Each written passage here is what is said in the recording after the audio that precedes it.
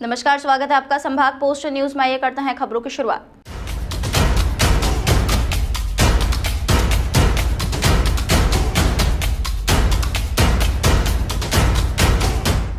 इंदौर में परीक्षा देने के लिए आए छात्रों के मोबाइल चोरी करने वाले गैंग के 3 सदस्यों को पुलिस ने गिरफ्तार कर लिया है, जिसके पास से कुल 8 मोबाइल फोन जब्त किए गए हैं। मोबाइल चोर द्वारा चोरी किया मोबाइल का डाटा ट्रांसफर करते समय एक लोकेशन मिली थी, जिसके आधार पर बुरहानपुर से चोरों को पकड़ लिया गया है। दरअसल सेज यूनिवर्सिटी में परीक्षा के दौरान कई छात्रों के मोबाइल क्लासरूम से बाहर चोरी हो गए थे, जिसको लेकर तेजाजी नगर पुलिस द्वारा मामले में प्रकरण दर्ज कर चोरों की तलाश की जा रही थी।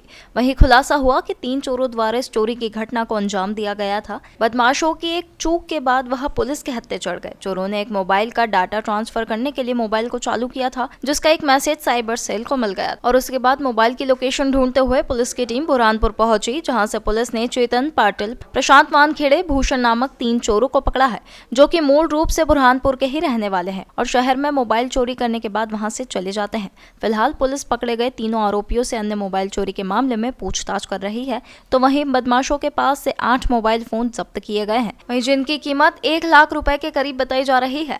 जी, दिनांक 20/5/2023 को सेज यूनिवर्सिटी जो थाना तेजाजी नगर क्षेत्र अंतर्गत आती है, वहाँ पर एक एग्जामिनेशन चल रहा था।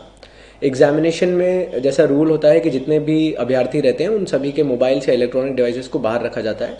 तो वहाँ पर जितने भी परीक्षार्थी थे उनके मोबाइल बाहर रखे गए थे। उसमें एग्ज़ाम ख़त्म होने के बाद वहाँ से करीबन 8 जो अभ्यर्थी हैं उनके द्वारा हमें शिकायत दी गई थी थाना तेजाजी नगर में कि उनके मोबाइल्स जो उन्होंने बाहर टेबल में या कुछ बैग्स में रखे हुए थे वो चोरी हुए हैं। इसके संदर्भ में लगातार हम लोग उन मोबाइल्स को ट्रैक करने का प्रयास कर रहे थे और ये देख रहे थे कि क्या उनमें कोई नई सिम चालू हुई है नहीं। कुछ दिनों पहले हमें टेक्निकल डेटा की मदद से ये पता चला कि बुरहानपुर में जो संग्रामपुर विलेज है उसके आसपास की एक सिम उसमें चालू हुई है। ऑल्दो सिम बड़े थोड़ी सी देर के लिए चालू हुई थी और एक SMS आने के बाद वो सिम बंद हो गई थी। परंतु जब हमने उसका IPDR निकाला तो IPDR में उसमें डेटा का लगातार IMEI में ट्रांसफ़र हो रहा था। तो इसे समझ में आया कि व्हाट्सएप या कोई अन्य सोशल मीडिया के प्लेटफॉर्म्स उस पर यूज़ हो रहे हैं।